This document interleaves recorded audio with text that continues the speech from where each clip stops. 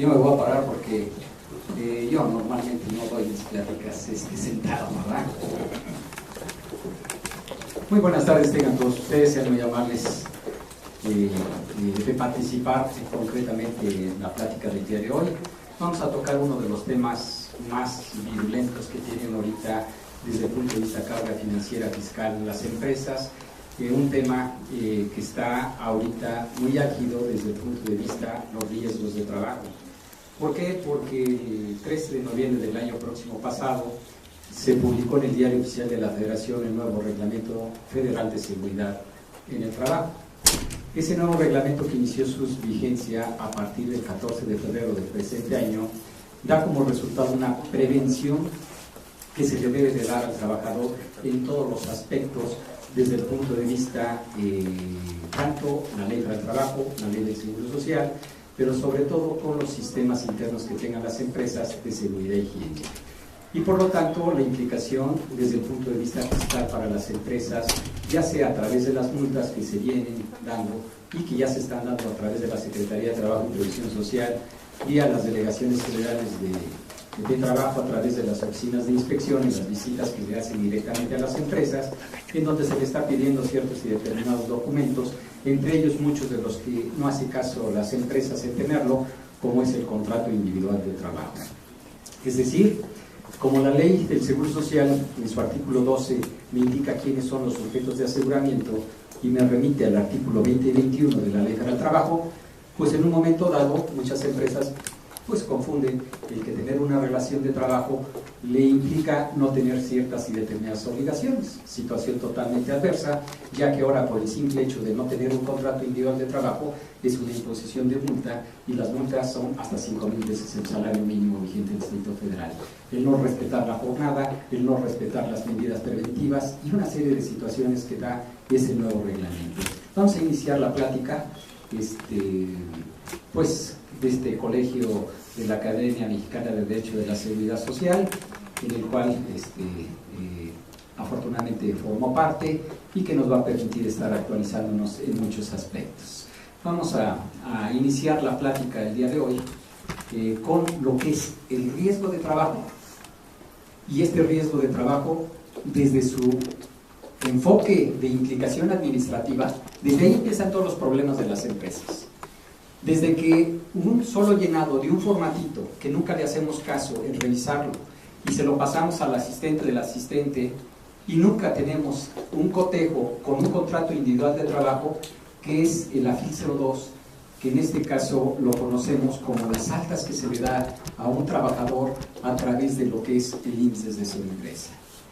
Es decir, ese aviso de inscripción de los trabajadores, simplemente como nos tiene si es trabajador permanente, si es eventual o eventual de la construcción, pero entre otros tiene una serie de situaciones de datos que nos da concretamente la situación desde qué tipo de salario base de cotización tiene.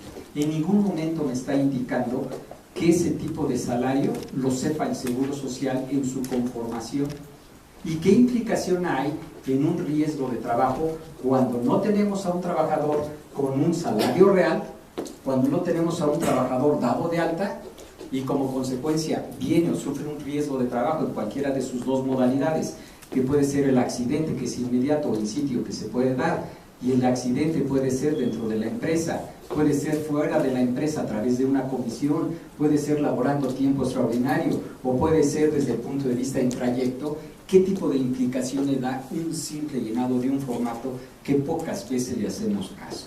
Y ese tipo de formato nos causa infinidad de problemas desde el punto de vista fiscal financiero a las empresas.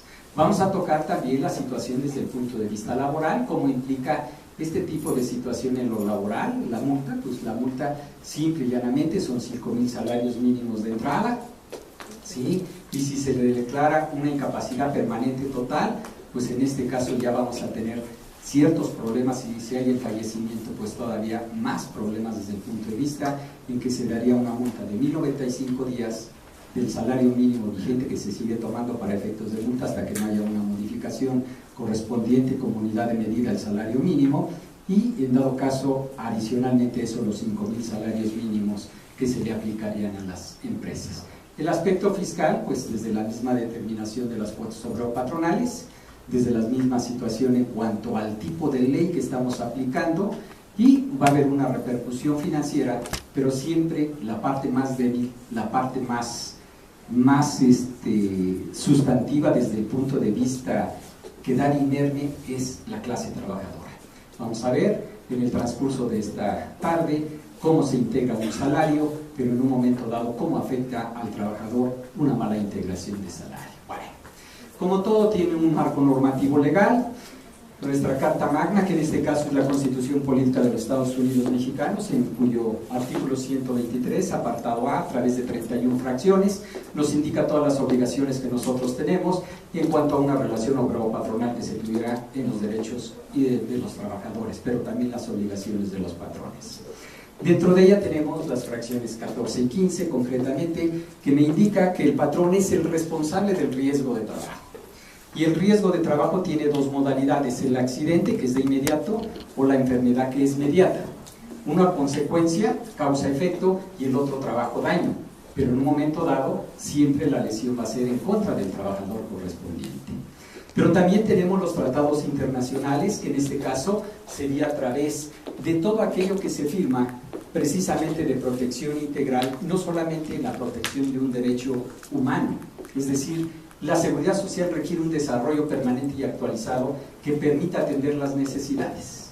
Y entre estas está principal y básicamente la protección a la vida, la protección de la vida del trabajador en cuanto a su relación que tiene con un empleador.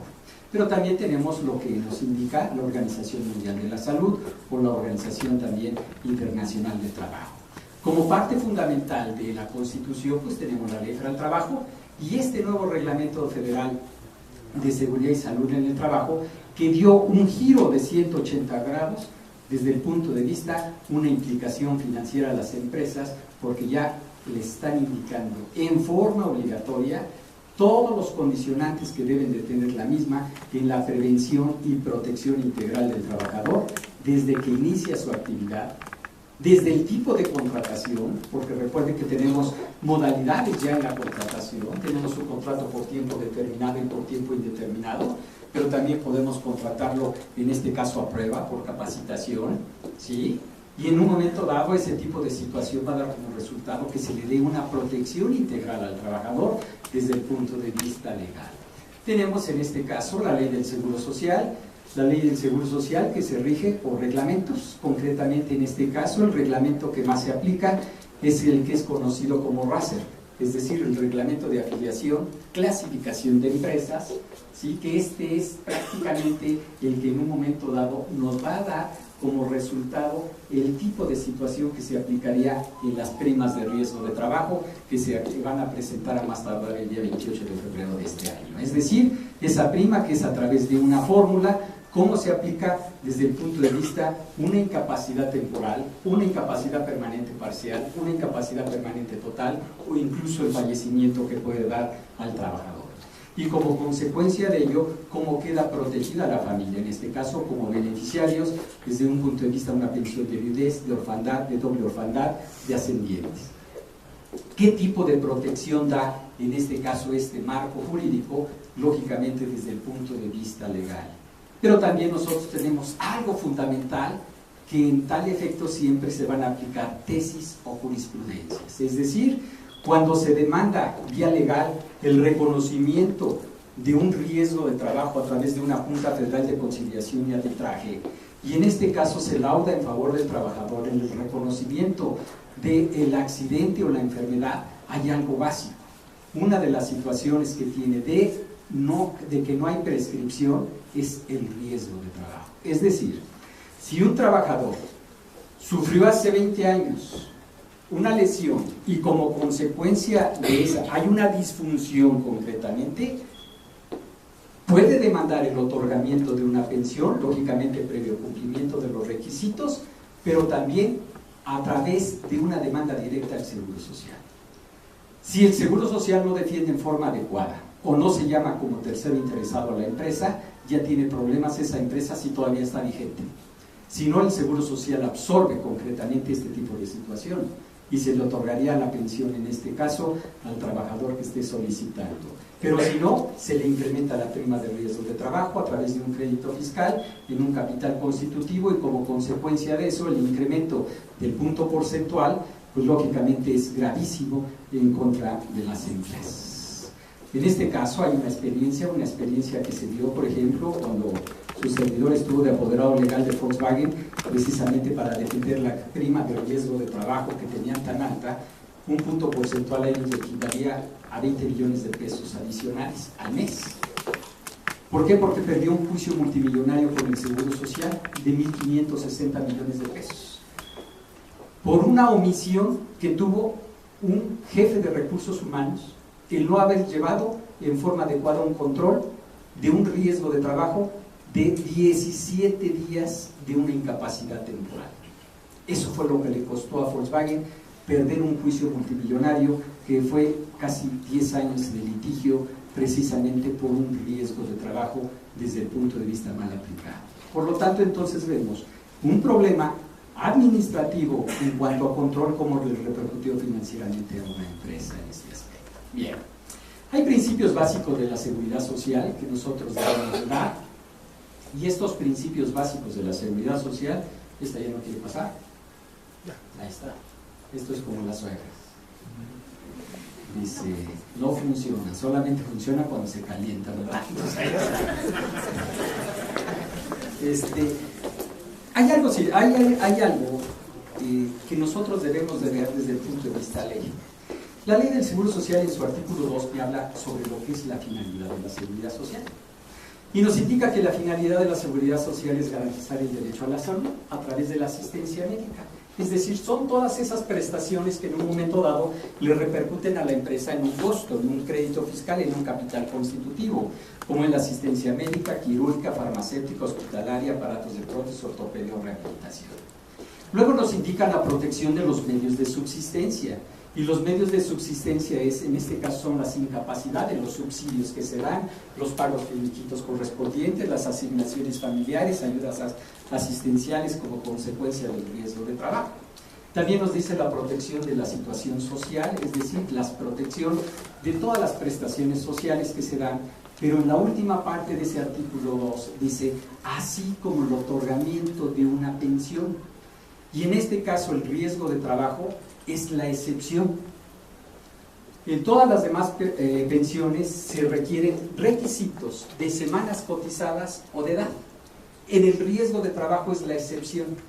La excepción porque si desde el primer momento que está ingresando un trabajador, que no tiene un número X de semanas, llega a sufrir un riesgo de trabajo y como consecuencia de él incluso llega a fallecer, se le da toda la protección integral. Es decir, lo que más se protege en este caso en el riesgo de trabajo es la protección integral, y viene a ser la excepción. Por eso, dentro de estos principios de la universalidad, la integridad, la regularidad, la oportunidad, es que se le dé al trabajador la atención desde que nace hasta que termina. Y aquí, en este caso, cuando hay un riesgo de trabajo, la protección es integral. ¿Por qué? Vamos a ver más adelante qué tipo de protección desde el punto de vista social se le da a un trabajador cuando tiene, en este caso, un riesgo de trabajo. Ya yéndonos desde el punto de vista fiscal, el Seguro Social tiene 3 tipos de personalidades. Tiene la personalidad de institución, porque para eso fue creado. La fracción 29 del 123 nos indica, en este caso, se requiere de utilidad pública la instauración de una ley y en que entre ellas tengan los seguros de riesgo de trabajo, de enfermedad, de maternidad, de invalidez, de vejez, de cesación involuntaria, etcétera, etcétera. Es decir, se protege integralmente el riesgo de trabajo en este aspecto. Y es la que nos interesa porque para eso se estableció el Seguro Social como un organismo público descentralizado, que en este caso, en base al artículo 9 de la propia ley, la parte fiscal del sujeto, objeto, base y tasa nos da en este caso una clase y grado de riesgo, y la clase y grado de riesgo de acuerdo a la actividad que tiene la empresa. Por ahí hay un artículo que es el 72 que nos da una fórmula de cómo se aplica la siniestralidad laboral, pero por el otro lado tenemos el artículo 73 que en un momento, de acuerdo a la actividad de la empresa, aplicando ese reglamento de clasificación de empresas, nos indica en qué clase y lógicamente qué porcentaje se va a pagar. Por ahí hay una clase que es la clase 5, que es la que más paga. ¿Por qué? Porque un riesgo de trabajo implica o una incapacidad permanente parcial o una incapacidad permanente total o un fallecimiento. En este caso, la clase 5, que se paga el 7.58875% sobre el salario base de cotización de todos los trabajadores, que en un momento dado se esté cotizando, es decir, se esté pagando, pues resulta, desde el punto de vista económico, muy gravoso para las empresas. Pero para eso es una protección integral que deben de tener en los sistemas de seguridad y higiene del trabajo, precisamente para proteger a ese trabajador, desde que se da el accidente hasta que termina. Pero ese no es el problema. El verdadero problema es qué tipo de prevención estás teniendo tú como empresa para que el día de mañana, en un momento dado, no se dé ese suceso. Y si se da el hecho de ese suceso, ¿qué tendrías que hacer precisamente para que no se vuelva a dar? Es decir, para que no vuelva a ocurrir. Por lo tanto, el IMSS, en este caso, como organismo público descentralizado, viene a ser el administrador de la seguridad social, es decir, quien le otorga, en este caso, la seguridad social a los trabajadores, pero por el pago de una aportación correspondiente en materia de seguridad social.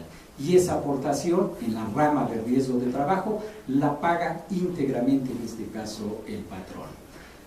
¿Qué otra nos interesa? Como autoridad fiscal, y como autoridad fiscal, si tú no cumples con los ordenamientos legales, te voy a obligar en forma coercitiva, precisamente para que cumplas con esa ley. Desde que integres en forma adecuada ese tipo de salario base de cotización, y si en un momento dado lo estás haciendo en forma irregular, no te va a inhibir el que te califique como tal un riesgo de trabajo y tengas una implicación desde el punto de vista fiscal financiera. Y por lo tanto va a ser un medio coercitivo.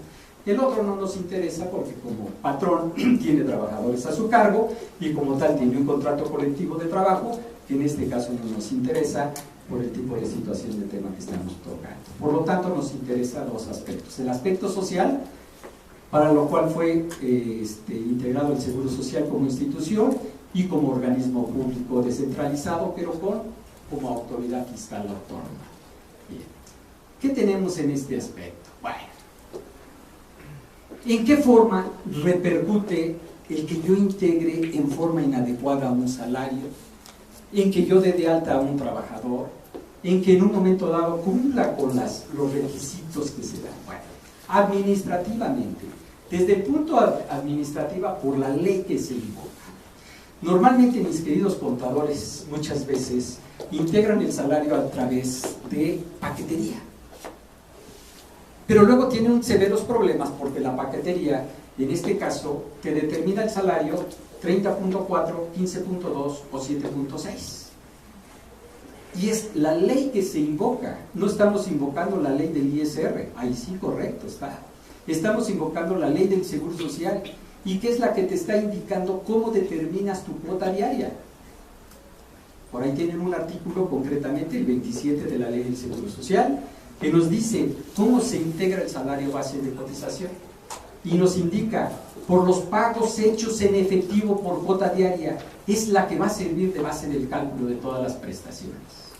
Y tenemos prestaciones de ley, tenemos prestaciones superiores a la ley en base a un contrato individual de acuerdo a la modalidad correspondiente, un contrato colectivo o un contrato ley.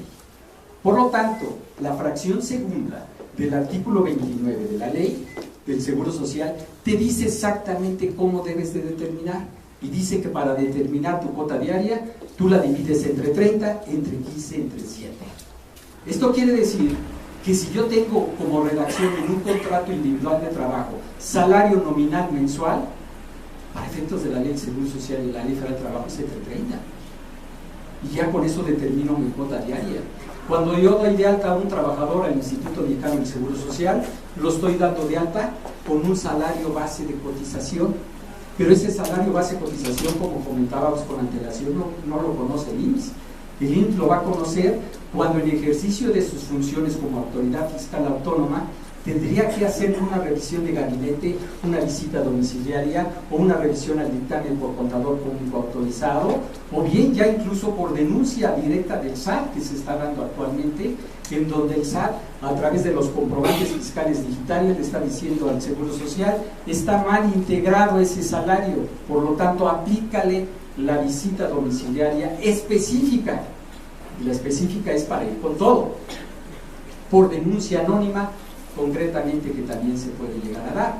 Por lo tanto, entonces, administrativamente, desde la ley que invocamos, no es ley del ISR, sí, efectivamente, hay por ahí una modificación que se trata de hacer al artículo 27 de la ley del Seguro Social, que ya pasó por la Cámara de Diputados, está por aprobarse en la Cámara de Senadores, hasta ahorita está en stand-by, en donde quieren homologar los conceptos de integración del salario a lo que es la ley del ISR. Tan es así que todos los conceptos de previsión social, en las revisiones que está haciendo el Seguro Social, lo está pasando a formar parte integral del salario, precisamente porque todo va encaminado a que desaparezcan dentro de ese artículo 27 las excepciones de integración de salario.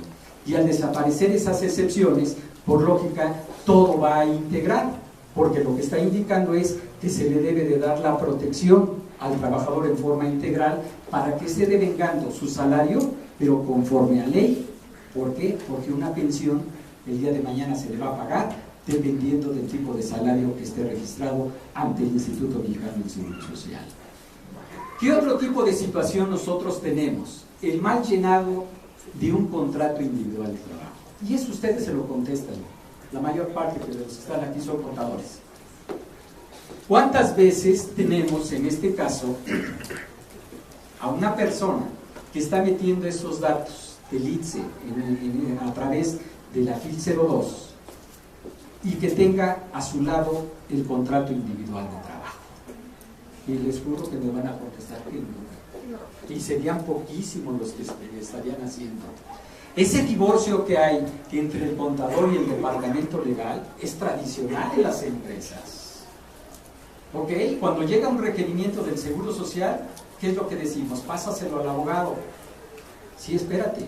Por muy bien que yo te presente una demanda con todos los requisitos, de acuerdo a la acción que voy a realizar, si tú no me das el fundamento y la motivación, no puedo hacer nada para ganar.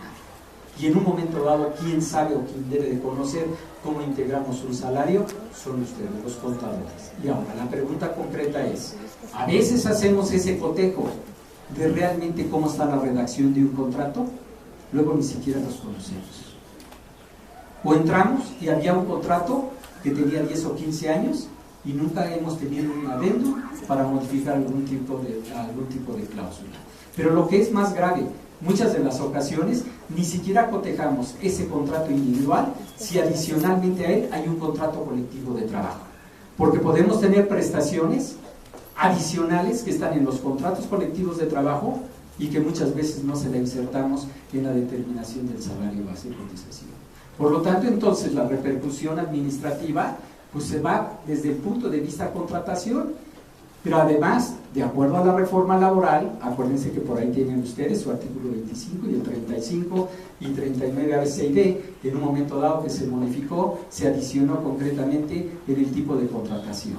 Y en este caso, además del tipo de contrato que tenemos, yo puedo contratar al trabajador a prueba, a capacitación y por temporada. Y va dependiendo si es un directivo, es un operativo, porque eso va a depender si lo contrato por 180 días y cómo le podría ampliar ese tipo de contrato. ¿Cómo lo estoy dando de alta si en un momento dado ese tipo de trabajador está trabajando, por ejemplo, los domingos? La ley me dice, por cada 6 días de trabajo tienes derecho a un día de descanso, pero no me está indicando que el día de descanso sea efectivamente el domingo.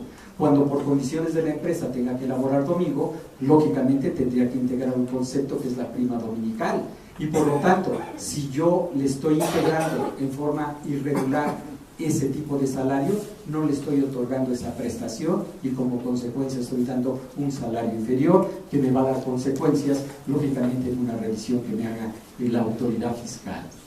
Luego, el clausulado de los contratos colectivos de trabajo, que repercuten muchísimo los contratos individuales. Dentro de las empresas, yo me contrato en base a un conocimiento, habilidad, destreza o competencia. Pero dependiendo de eso, es como en un momento dado me van a indicar o dar o otorgar ciertas y determinadas prestaciones. ¿Cuántas veces, la misma pregunta, tienen ustedes un cotejo de un contrato colectivo de trabajo, un contrato ley, con un contrato individual en el aviso de alta que estoy dando del trabajador? Y les juro que no. Y luego nos estamos quejando porque nos pega tanto el Seguro Social. Pues nos pega precisamente por falta de observancia de la ley. Por eso nos pega. El abogado no puede hacer maravillas ahí. El contador es la parte, la piedra angular desde el punto de vista de integración. La integración del salario base de cotización es el disparador de todas las prestaciones que se otorgan, dependiendo la rama que sea. En este caso estamos hablando en forma específica de la que es el riesgo de trabajo. ¿Por qué otra situación nosotros tenemos? Y nuevamente la pregunta para mis señores contadores. Por ahí hay una trampita, aquellos que manejen las cédulas de liquidación de cuota obrero patronal, a través de, en este caso, de que metamos los datos a través del ICE y pagamos esas cédulas de liquidación a través del SUA, el Sistema Único de Autodeterminación de Cuotas Obrero Patronales, y esa cédula de liquidación concretamente, si tiene prestaciones de ley, siempre nos va a estar apareciendo con el 1.0452. Es decir, tus 15 días de aguinaldo, tus 6 días de vacaciones, tu prima vacacional, que en este caso sería el 25%. ¿Y qué es lo que está dando ahí? De que yo tenga un trabajador de 10, 15 años, si está registrado en el Seguro Social con ese tipo de salario, lógicamente no lo estoy integrando en forma adecuada. Simplemente la antigüedad ni siquiera se está captando. Y acuérdense que por ley, por el primer año son 6 días, por el segundo 8, por el tercero 10, por el cuarto 12, y luego cada 5 años 2 días en forma adicional. Pero no solamente es la única causa por la cual yo tendría que meter una modificación de salario, que pocas veces lo hago. Porque yo puedo tener dentro de la empresa un escalafón, es decir, una persona que sube en base a esa competencia, ese conocimiento, habilidad de puesto. O bien tengo una falta de un trabajador por X o Y situación, de una incapacidad, un permiso, cualquier otro tipo de situación, y estoy dándole el escalafón a otro trabajador, pero desde un punto de vista a través de un interinato. Entonces debe de haber una fecha de inicio y una fecha de término, y pocas veces hago una regularización del contrato individual. Pero ¿por qué otras situaciones puedo hacer una modificación? Cuando tenga un salario variable, cuando tenga un salario mixto, ¿sí? Cuando en un momento dado haya una revisión de contrato, cuando haya una revisión y se modifique el tabulador, o cuando se modifiquen las prestaciones o ambas, cuando se modifiquen los salarios mínimos correspondientes. Pocas veces llegamos a aplicar eso, que me va a repercutir en un crédito fiscal, en un capital constitutivo en este caso. ¿Cómo me repercute laboralmente? Bueno, laboralmente, uno de los medios de prueba que se están tomando ahorita en las juntas federales locales de conciliación y arbitraje, concretamente en este caso, si es que se está demandando una pensión, es que se toma ya como base el comprobante fiscal digital. Y en el comprobante fiscal digital, señores, no solamente tenemos salario diario integrado, porque depende de la ley que estemos hablando, es su denominación. Si hablamos ley federal del trabajo, de salario diario integrado, salario nominal, salario base. Si es ley del Seguro Social, salario base de cotización. Si es de ley del Infonavit, salario base de aportación. Si es el impuesto sobre nómina, salario diario integrado. Por lo tanto, entonces, si ya tenemos dentro de ese comprobante fiscal digital, que es el que va a servir de base precisamente para el fincamiento de algún crédito fiscal, otras mediante una relación de trabajo, y en este caso, si el trabajador que está vigente o que dejó de serlo y sufrió un riesgo de trabajo, y el riesgo de trabajo le dio una consecuencia, que vamos a ver un poco más adelante cómo se define el riesgo de trabajo, el accidente, la enfermedad, no hay prescripción. Es decir, en las leyes normalmente encontramos los conceptos de prescripción y caducidad. En esta ley del Seguro Social encontramos un concepto que se llama inextinción. Su artículo 301 de su ley dice: es inextinguible el derecho al otorgamiento de una pensión previo cumplimiento de los requisitos. Entonces, si yo estoy demandando un riesgo de trabajo que tuve hace tiempo en una modalidad de accidente o bien de una enfermedad de trabajo, porque estuve yo mucho tiempo laborando y como consecuencia de eso ahora tengo una afección pulmonar, ¿sí? Porque estuve trabajando en una cementera, por decir algo, ¿eso quién lo va a pagar? Al que demando es al Seguro Social. Si todavía está la empresa y lo llamo como tercero, se va a defender. Y si no está, el Seguro Social me debe de absorber eso, pero a través de pruebas periciales. La del medio ambiente y la médica son determinantes en este aspecto. ¿Qué quiere decir esto? De que no hay prescripción. Y si todavía está la empresa, ¿qué es lo que hace el Seguro Social? Te otorga la pensión, pero por el otro lado te incrementa la prima de riesgo de trabajo. Pero la prima de riesgo de trabajo puede subir un punto porcentual en forma proporcional. Y eso equivale a que vas a estar pagando más del seguro de riesgo de trabajo. Y como comentábamos, los comprobantes fiscales digitales pues ahora juegan un papel importantísimo. Muy importantísimo, porque ahí prácticamente lo están desnudando de los conceptos que integran un salario. Y si no lo haces, bueno, ustedes recordarán que para que se haga deducible la nómina, pues tengo que presentarla. ¿Sí? Si el 60% de mi gasto es una nómina y en un momento dado no presento la deducibilidad, pues ya saben lo que les va a pasar este año. Y este año es una revisión integral y que ya empezamos aquí en Puebla. En lo particular, ahí en el despacho ya tenemos 3 casos completamente por denuncia directa del SAT al Seguro Social para que éste aplique la visita específica por mala integración del salario. Y entonces, ahí sí ya tenemos problemas porque va a haber un chicamiento. Acuérdense, le están llegando a muchas empresas la invitación en donde dice: ¿sabes qué? Estás mal catalogado en tu prima de riesgo de trabajo. Autocorrígete. Tienes un mal salario integral, autocorrígete. Son como las llamadas a misa. Pero si no lo haces, ya tienes una implicación, porque te aplica la autocorrección. Si ahorita me llegara el Seguro Social una invitación, lo máximo que lo pudiera realizar es el año inmediato anterior y lo que va este año. Pero si me indica la autocorrección son 3 años. Pero si me dice que me hace una revisión de gabinete o visita domiciliaria, son 5 años. Y recuerden que en este caso un crédito fiscal se finca desde el punto de vista en una cuantía que se determina como diferencia. Entonces, una suerte principal es el recargo, la actualización y la multa. Y si la multa es del 40 al 100% del monto omitido, pues entonces ya tengo problemas financieros para la empresa, desde el punto de vista no atender en forma adecuada, porque en un momento dado conoce y sabe cómo están las empresas, son ustedes. ¿De acuerdo? Bien. Les digo que esta, como nos ve, nosotros ya nos habíamos visto. Adelante, vamos a empezar a la siguiente.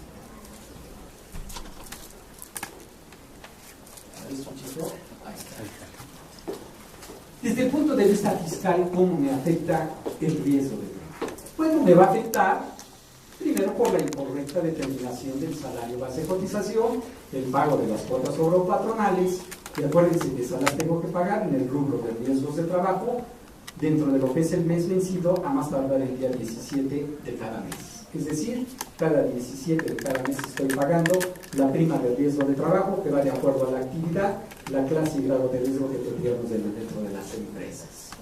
Por la disminución del salario base de cotización, por ahí tienen ustedes un artículo que es el 77 de su ley del Seguro Social, concretamente en su 4º párrafo les indica que los avisos de alta del trabajador dados después de ocurrido el siniestro en ningún caso liberarán al patrón de la responsabilidad del mismo, aún encontrándose dentro de los términos del artículo 15, fracción primera, y la fracción primera me habla de las obligaciones patronales. Y me dice que como principal obligación, independientemente de registrarme, es inscribir a mis trabajadores, comunicar alta, baja o modificación de salario en un término que no exceda de 5 días. Aparentemente digo, tengo 5 días hábiles, pero si ocurre el siniestro, queda sin efecto. Y por lo tanto es un crédito fiscal en un capital constitutivo. Su artículo 79 les indica el capital constitutivo cómo se integra, todos los conceptos que integrarían el pago de un capital constitutivo. Pero también le dice que aún estando dentro del término de las modificaciones de salario, y me remite a su artículo 34, es decir, el salario fijo, el salario variable o el salario mixto. Es decir, que si ocurre el siniestro dentro de esos términos y hay un riesgo de trabajo, en ningún caso me van a liberar de la obligación del pago del crédito fiscal a través del capital constitutivo que definiría en este caso el Seguro Social. ¿Cómo se fincan en este caso los créditos fiscales? Lógicamente por capitales constitutivos, por avisos de inscripción improcedente, en los cuales puede haber la visita domiciliaria de gabinete por dictamen por contador público autorizado, estas revisiones a renglores específicos por denuncia del SAT, que aquí tenemos varios casos de Puebla, que nunca los habíamos visto, es el primer año que lo estamos viendo, pero va con todo prácticamente para la revisión y lógicamente por la denuncia anónima. La denuncia anónima normalmente se hace no solamente al IMSS, se hace a través de la Secretaría de Trabajo y Previsión Social en la Delegación Federal de Trabajo, en donde se emite el aviso de revisión concretamente en condiciones generales de trabajo, y en las condiciones generales de trabajo me están pidiendo concretamente el dictamen de un contrato individual de trabajo en el que especifique qué tipo de condiciones tiene. Y entre otros me está pidiendo los enteros provisionales, por lo tanto le da parte tanto al Seguro Social como al Infonavit, y pues entonces ya tenemos un problema desde el punto de vista fiscal para las empresas. Financieramente, ¿en qué me repercute? Bueno, esto me va a costar, porque es la suerte principal, el recargo, la actualización más la multa. Pero también si yo no tengo una persona avisada en defensa, tendría que contratar a un profesional para que me defienda. Y acuérdense, normalmente siempre pedimos la nulidad y se gana, pero no siempre se gana, y más el riesgo de trabajo. El riesgo de trabajo, el criterio de los magistrados y la confirmación que hacen en los tribunales federales, concretamente es que se le debe de dar la protección al trabajo. Anteriormente se le vencía el Seguro Social por procedimiento, ahorita ya no es tan fácil, ¿sí? Por lo tanto debo de tener muchísimo cuidado en este aspecto. Bueno. Socialmente, ¿qué repercute todo esto? ¿Qué es el bla bla de nuestros queridos diputados que están haciendo de acuerdo a esta revisión de ese artículo 27 para que todo integre? Es decir, que si un trabajador sufre un riesgo de trabajo o se va a pensionar por invalidez, vejez o cesantía, o hay un fallecimiento y hay pensión de nivel de orfandad o de ascendencia, se ve sobre el salario real que tiene el trabajador. Y el salario real es el que debe de estar registrado ante el Seguro Social. Porque luego cuando un trabajador se va, dice, oye, es que me están dando una pensión paupérrima. Sí, pero es como que tenías dado de alta ante el régimen obligatorio del Seguro Social. Oye, pero es que tenía yo más de salario. ¿Dónde está tu recibo? ¿Cuántas personas conocemos que capten esos recibos desde el punto de vista, pues simplemente como conocimiento del mismo? ¿Qué es lo que hace un trabajador cuando ve un recibo? Ni siquiera ve percepciones o deducciones, ve líquido. ¿Y luego qué le da? Pues artículo sexto, ¿verdad? Pero sexto de la basura, porque lo tira.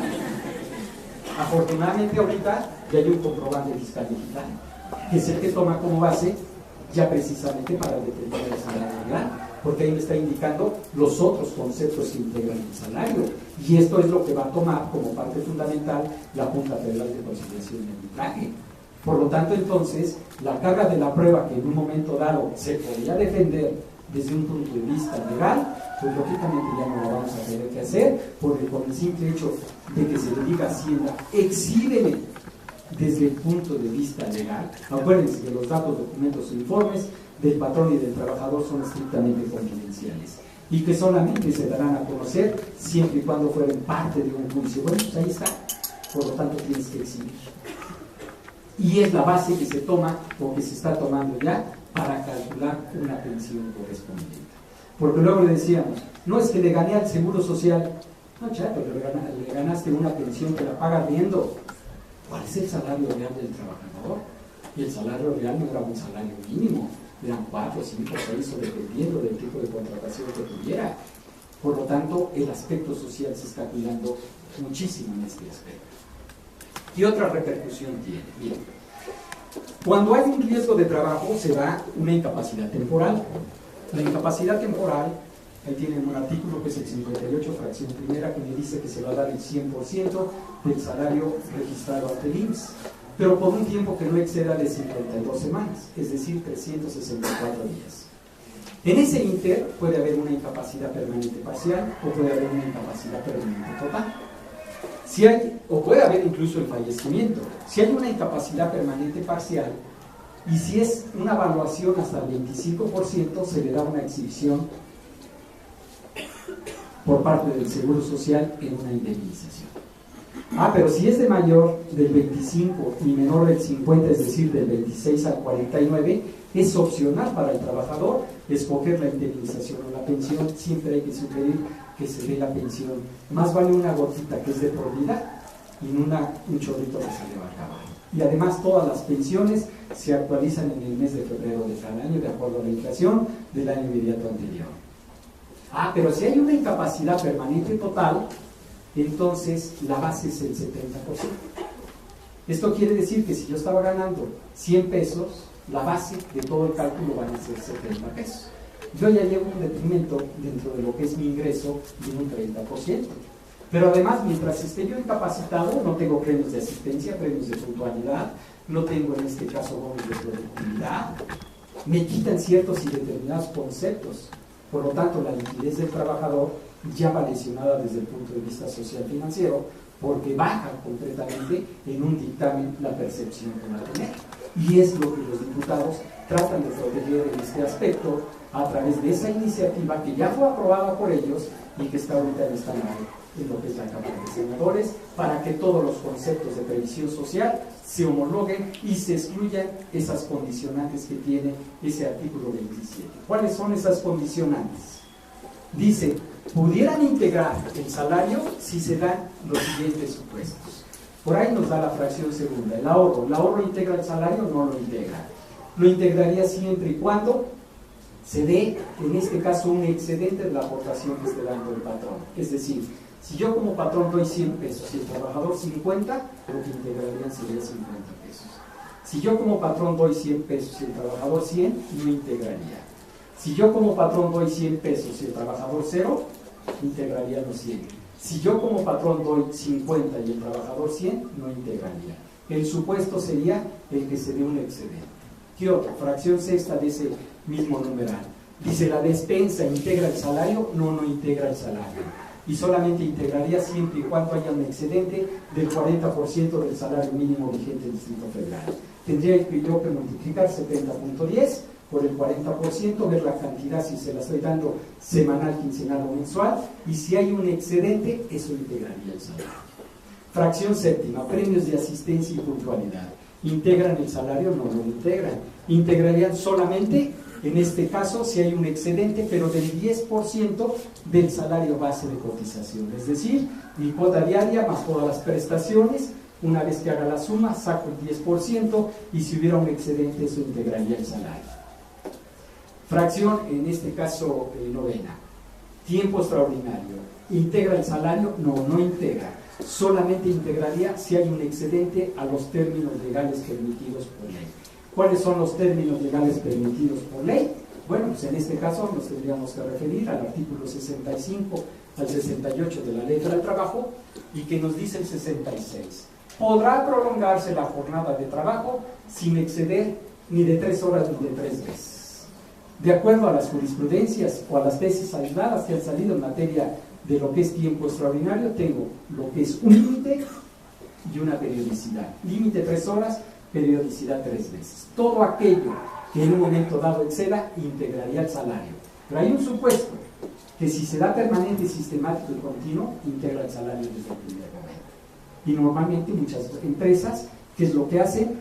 Lo calculan desde el punto de vista aquello que exceda de las 9 horas. Y luego ni siquiera la forma en cómo se está dando ese tiempo extraordinario. Ejemplo, si yo el lunes trabajo 4 horas, el martes 2 y el miércoles 3, son 9 horas.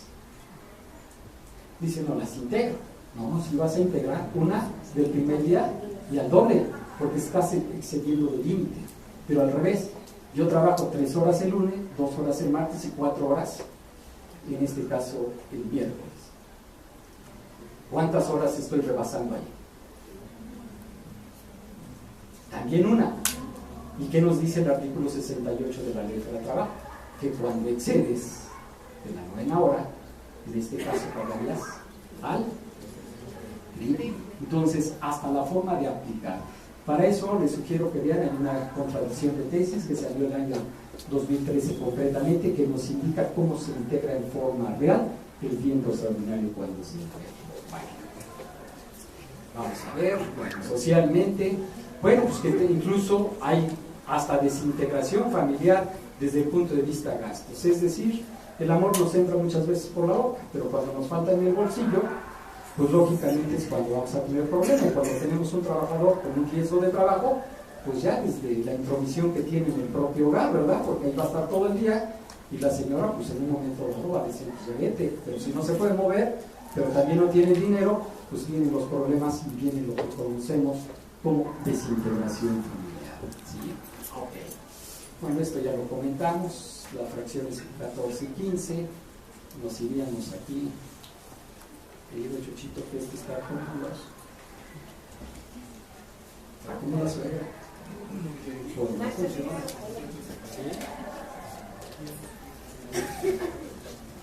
¿A dónde lo tengo que arreglar? Hacia allá. Entonces me está fallando el negocio, ¿verdad?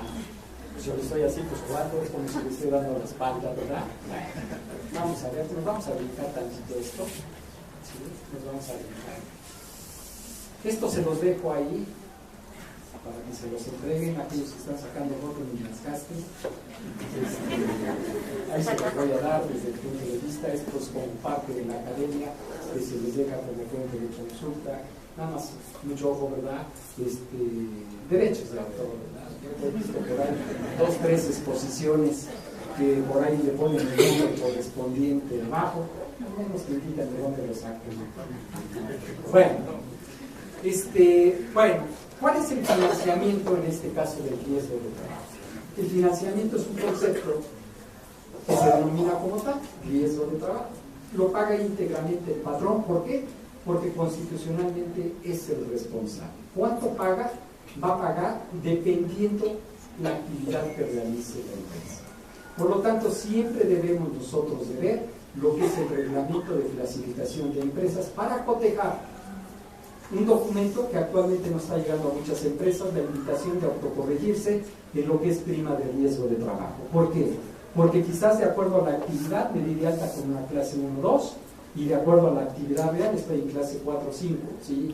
Pero recuerden que si es suerte principal, recargo, actualización más multa, se vuelven calidades ya muy significativos para las finanzas de las empresas desde el punto de vista legal, ¿sí?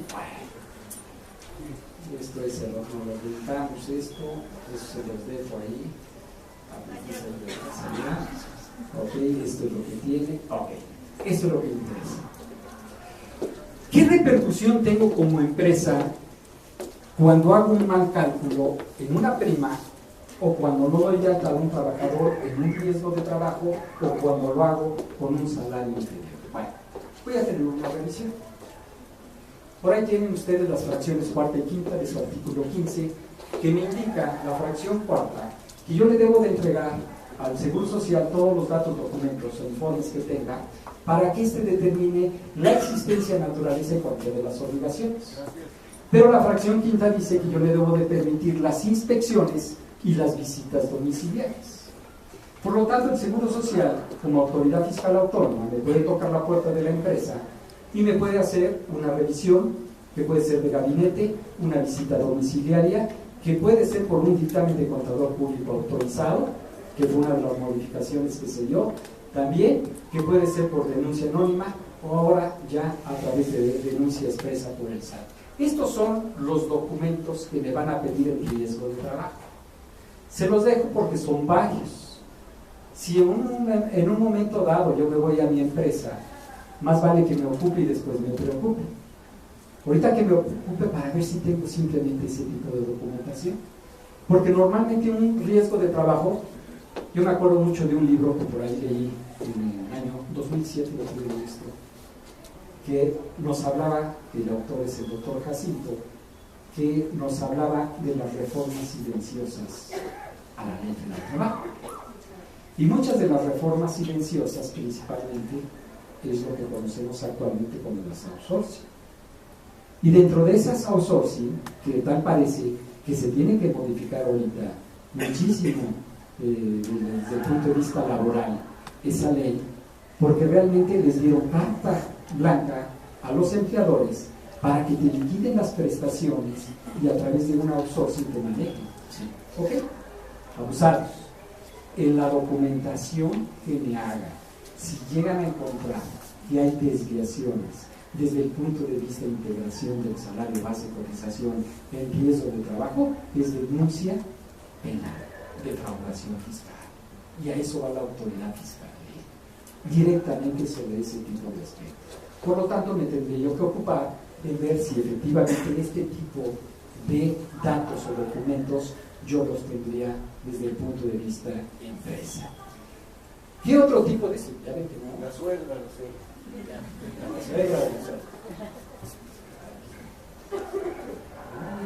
Aquí está. Vean, hay un documento que ustedes como contadores saben.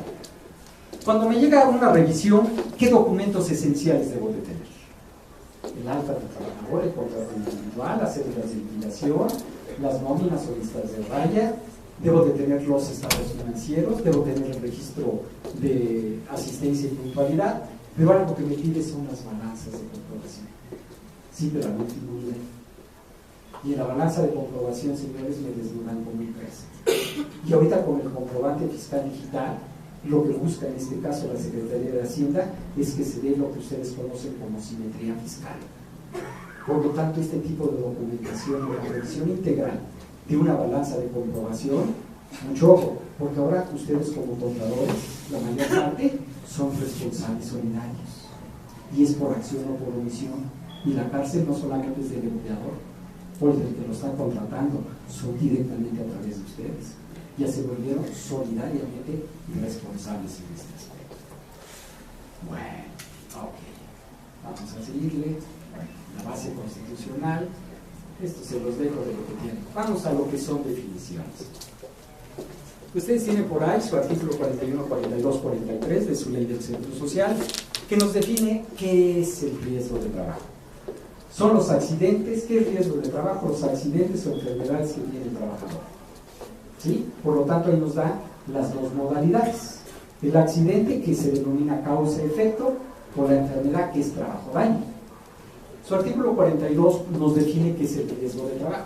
Y dice: accidente de trabajo es toda lesión orgánica, perturbación funcional o la muerte que se da en forma inmediata o posterior, pero algo esencial, en el ejercicio o motivo del trabajo, sin importar el tiempo y el lugar que se dé. Por lo tanto, hay un formatito que pocas veces le hacemos caso en su llenado. Este formatito que se denomina la ST7, que es el aviso de calificación inicial y calificación de probable riesgo de trabajo, que cuando sucede un riesgo de trabajo, invariablemente se lo da el Seguro Social al trabajador. Ese documento, que pocas veces reviso en su llenado, tiene elementos para que el Seguro Social, si tú no haces una investigación dentro de las 72 horas, dentro de las 24 horas siguientes, el Seguro Social te va a calificar el riesgo de trabajo. Y después, hazle como quieras. Interpone el medio de defensa que quieras posteriormente, pero ya te lo califiqué. Pero por ahí tenemos un rubro que se llama aclaraciones y observaciones. Y pocas veces llegamos a levantar un acta administrativa de la forma o condicionantes en las cuales se da un accidente de trabajo. Pocas veces investigamos qué tipo de lesión se da al trabajador. Pero algo importante, el riesgo de trabajo puede ser in situ, es decir, en el lugar de trabajo, pero dentro del lugar de trabajo puede ser en un vestidor, puede ser en un baño, puede ser en un comedor, puede ser porque se dirija el trabajador a una guardería y de la guardería al trabajo, puede ser porque se dirija del domicilio al trabajo o viceversa, puede ser porque salga a tomar sus alimentos dentro de la propia empresa a un comedor, Puede ser porque salga el trabajador fuera de la empresa, es decir, tenemos que ser muy vigilantes en las condicionantes. Pero ahí tienen un segundo párrafo que nos dice, también se considera accidente de trabajo aquel que le ocurra al trabajador al trasladarse de su domicilio al trabajo o viceversa, es decir, en trayecto. Pero por ahí tienen el 72 en su último párrafo que nos dice que los accidentes en trayecto no se deberán de tomar de base concretamente para la calificación del riesgo de trabajo. Por lo tanto, entonces, muchas empresas tienen los camiones que transportan. Eso se califica como accidente de trabajo, porque el camión es una extensión de la empresa y ya hay jurisprudencia ya en ese aspecto de que se califica como accidente de trabajo. Entonces tienes que realizar ese tipo de investigación desde ese llenado. ¿Por qué? Porque el accidente es in situ, es en trayecto, es en comisión, que puede ser comisión dentro en este caso de la República, o que puede ser despatriados, es decir, aquellos que salen fuera, como tenemos muchas empresas en las cuales mandan a capacitar a los trabajadores fuera de la República Mexicana, pero también en tiempo extraordinario. Y ese es el riesgo del tiempo extraordinario, señores, porque si hay en este caso una calificación de un riesgo de trabajo, quizás el tiempo extraordinario no tiene conocimiento, el Seguro Social y al hacer la revisión correspondiente, si este es permanente, sistemático, continuo, es un crédito fiscal retroactivo. Pero si es eventual, no hay ningún tipo de problema, porque ustedes saben que eso se puede modificar, pero me afectaría dentro de la empresa en las finanzas si no lo tengo canalizado como tal. Esos rubros pocas veces le pongo cuidado, y ese tipo de cuidado me va a repercutir desde el punto de vista financiero. Su artículo 43 nos indica o nos define qué es la enfermedad de trabajo, y en este caso es todo estado patológico derivado de la acción continuada en el ejercicio motivo propio del trabajo. Es decir, uno es causa-efecto, pero el otro es trabajo-daño. ¿Qué tipo de daño voy a tener? En este caso, precisamente de acuerdo a la actividad que yo tenga. Bueno, esto ya lo tocamos desde el punto de vista de incapacidad temporal, permanente, parcial o total. Estas son las prestaciones que se otorgan en especie y estas son las prestaciones en dinero. En este caso, acuérdense que en México nosotros tenemos muchas veces la mala costumbre de tener señora y otra señora aparte. Con una estoy casado, otra es mi concubina. Bueno, si yo tengo esposa, la concubina nunca va a tener derecho. Si yo tengo concubina y estoy libre de matrimonio y ella está libre de matrimonio, tendría derecho, ¿sí? Si yo tengo dos o más concubinas, ninguna tendría derecho, ¿sí? Es algo que ahora desgraciadamente ocurre muy frecuentemente, porque las engañan y además las damitas ahora ya no se quieren casar. Pero vean los problemas que van a tener. El Señor no les va a vivir toda la vida, ¿sí? Pues no es cierto. Si ven su artículo 32 de su ley, dice: si la muerte del trabajador acaeciera antes de cumplir 6 meses, no se tendrá derecho. Así es que cuide los 6 meses. Después, si el señor estaba gozando de una pensión de invalidez, de vejez o de cesantía, o tenía 55 años o más, tiene que pasar un año. Y todo queda sin efecto si se tiene un hijo en ese aspecto. La excepción es el riesgo de trabajo. En el riesgo de trabajo, si desde el primer momento en que hay el riesgo fallece el trabajador y me casé el día de ayer, o bien me casé el día de hoy, me voy a trabajar y fallezco, tendría derecho a la señora. Entonces hay pensión de viudez, de orfandad, de ascendencia, pero también puede haber de la de doble orfandad. ¿Qué pasa si en un fallecimiento la viuda quiere contraer nuevas nupcias? Se le da algo que se denomina finiquito. ¿Qué pasa si la señora tiene concubinato? Se le da un finiquito. ¿Qué sucede si el menor cumple los 16 años y no sigue estudiando? Se le da el pago finiquito de 3 mensualidades. Y aquí hay algo importante en el riesgo de trabajo y en la invalidez. Cuando hay un hijo con discapacidad, y este hijo con discapacidad, en este caso, no se le dictamina por el Seguro Social, tendría derecho hasta los 16 años. Pero por ahí tienen la fracción tercera, de su artículo, en este caso 64, que nos indica las excepciones. Y si hay un hijo con discapacidad y se dictaminó como tal la invalidez, no importa incluso que pase de los 25 años, porque dice la ley hasta que no desaparezca. Y si tenemos un hijo con síndrome de Down o otro tipo de discapacidad, lógicamente sería de por vida. Y pocas veces, antes de que cumpla 10 años, le solicitamos al Seguro Social se determine y dictamine esa invalidez para que, aunque fallezca el trabajador, se le sigan proporcionando la atención médica o la prestación en dinero en un momento dado. Luego, vamos a irnos directamente. Ahí se los dejo para que la quietud de su... Ahí está. Estas son las fórmulas que utiliza el Seguro Social desde el punto de vista cálculo de un riesgo de trabajo en beneficio del trabajador, ¿sí? Si ustedes ven desde el punto de vista incapacidad temporal, es solamente cuando se paga el 100% del último salario registrado, porque término 52 semanas. Pero si se dictamina ya una incapacidad permanente total, su fórmula sería salario base de cotización por el 70% por 365 entre 12. Pero si yo tengo un salario base de cotización inferior al que realmente estoy percibiendo, pues lógicamente se va a pagar única y exclusivamente con el que tenga registrado, en este caso, el Seguro Social. Y cada una de estas fórmulas va dependiendo desde el punto de vista cuando el trabajador está con vida o cuando llega a fallecer, a qué se tendría derecho desde el punto de vista beneficiario. Es decir, esta sería la implicación social del riesgo de trabajo en este aspecto. Vamos, ahí les doy la indicación de cómo en este caso califica el Seguro Social como sí o como no un accidente. No quiero ir a las fórmulas directamente, que es las que tendrían que presentar ahorita el 28 de febrero. Bien. ¿Qué es la siniestralidad laboral? La siniestralidad laboral es todos los tipos de accidentes que ocurran o enfermedades en un año calendario y los califique como tal el Seguro Social. Es decir, del 1 de enero al 31 de diciembre concretamente, todo aquello que suceda se va a reflejar en algo que se llama casuística. ¿Qué viene a ser la casuística?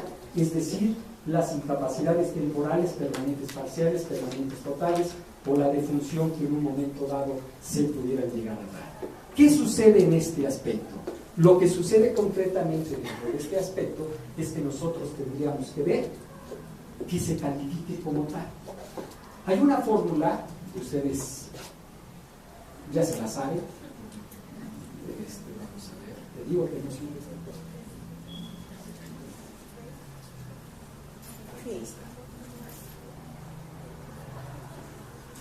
Esto es lo que van a aplicar a más tardar este 28 de febrero. Esta fórmula.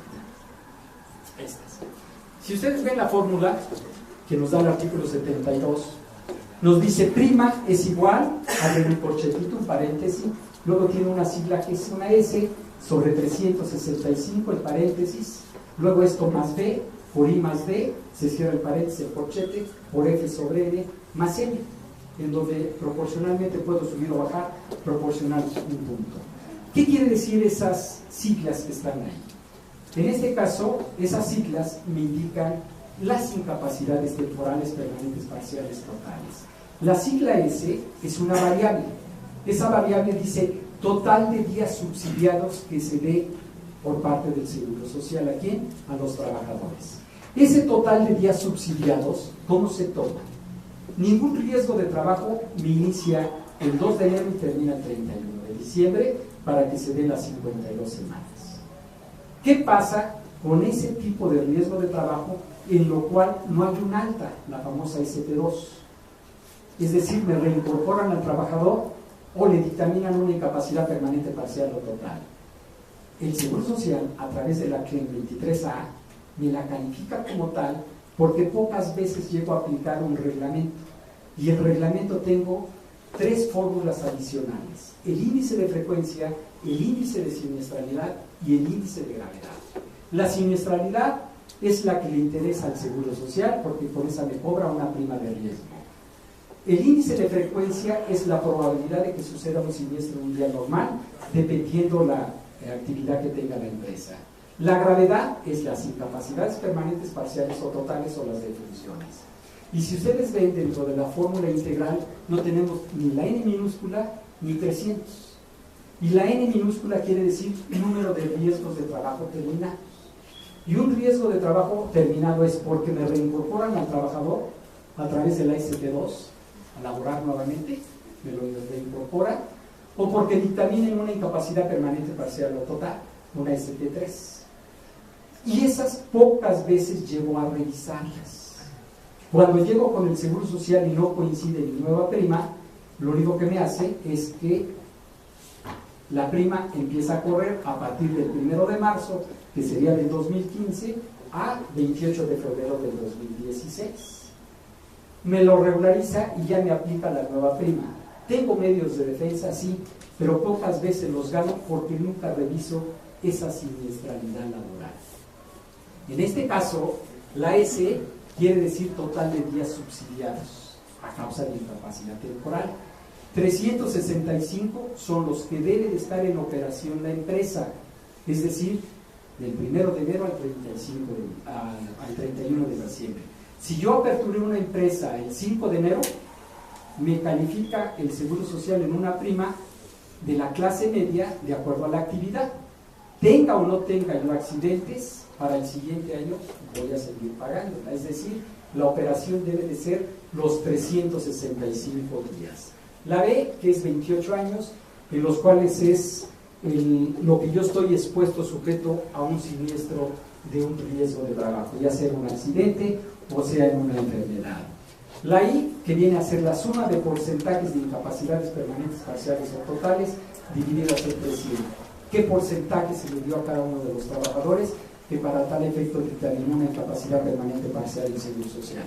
Lo que jamás debe de suceder, una defunción inmediata de su punto porcentual. F, en este caso, es un factor de ponderación del 2.9, es un factor actuarial que toma el Seguro Social, salud.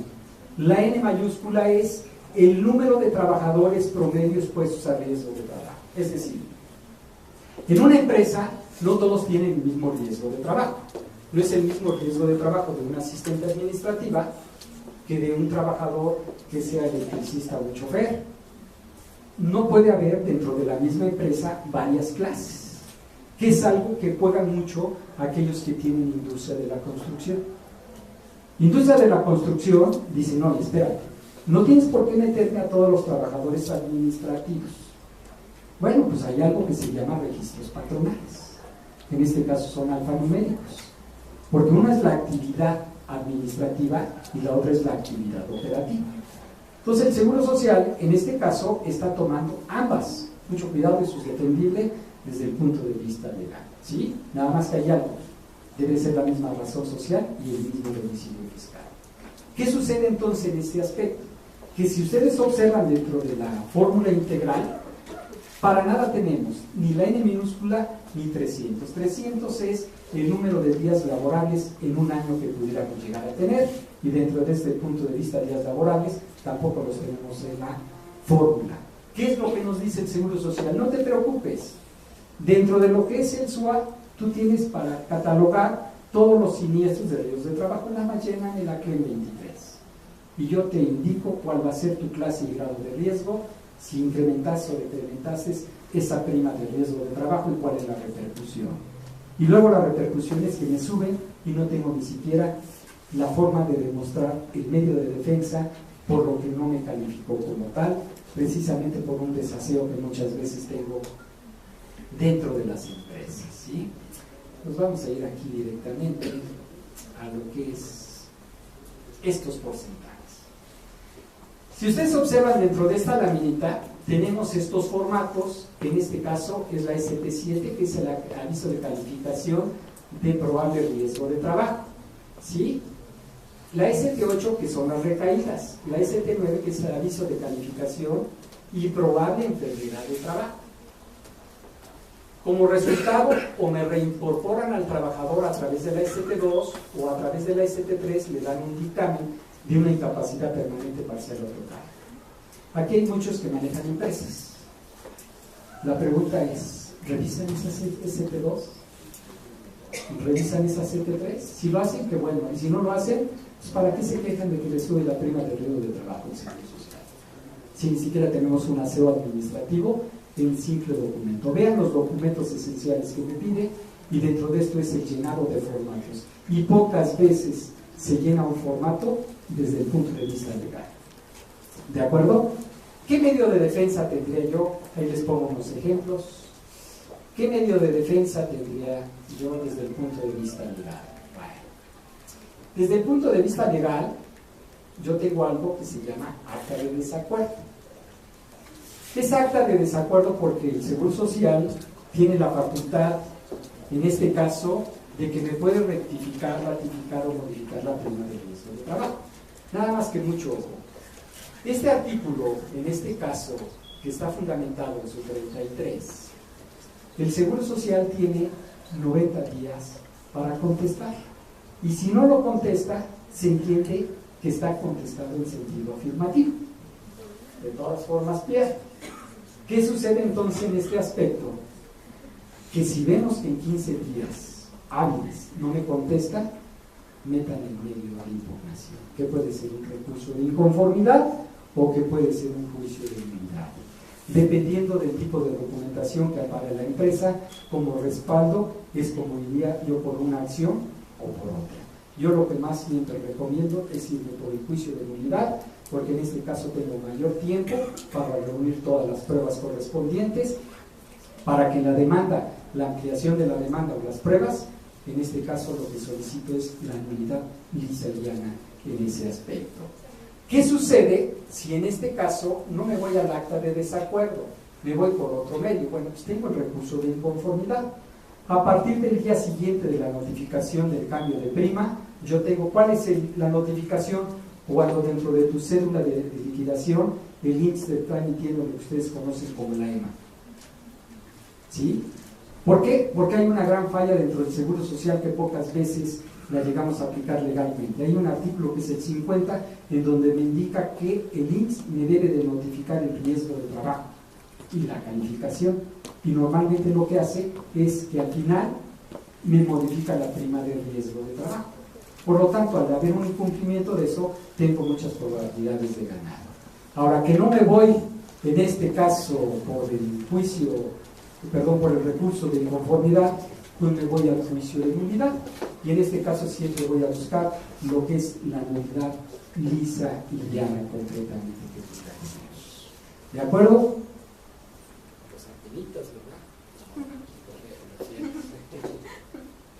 Vienen las preguntas, las que quieran con ellas.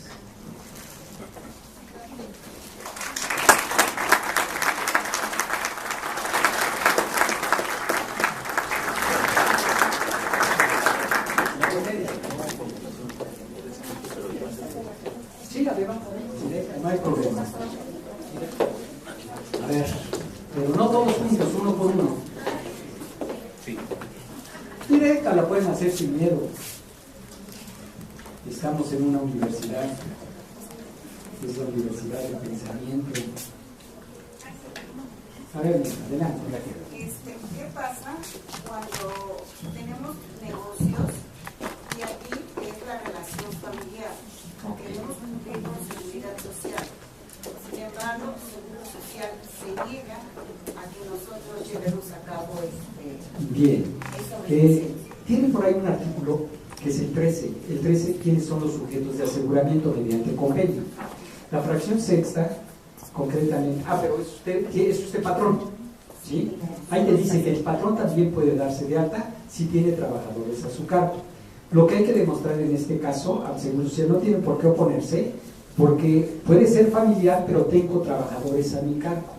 Con el simple hecho que tenga trabajadores a mi cargo no tiene por qué negarme. Ahora, lo niega, tiene usted 3 medios.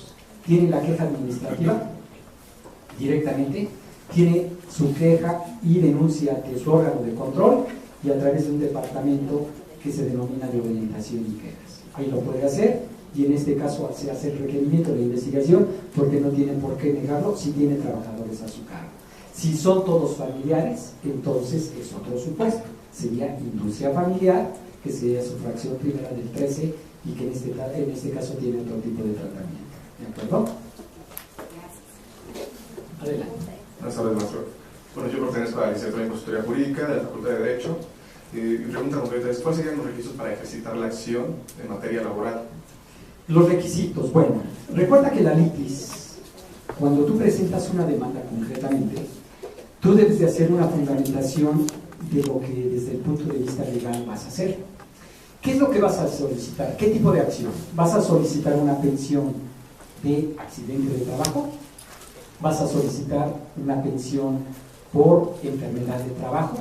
O ambas incluso, porque también puede haber compatibilidad con la pensión de invalidez. Yo puedo ejercitar incluso 3 acciones concretamente en ese aspecto, porque son distintos porcentajes que se pudieran dar. ¿Qué es un accidente de trabajo? Es una lesión, es una disfunción orgánica. ¿Pero qué es una enfermedad de trabajo? Un padecimiento. Pero también puedo tener una situación de una enfermedad no profesional crónico, desde el punto de vista enfermedad, crónico degenerativo, como se le llama. Entonces, la litis es los puntos ejes que tú tienes que manejar en lo petitorio de tu demanda. Una relación de hechos, la fundamentación de derecho, las peticiones. Y sobre eso tú tienes todavía cuando se lleva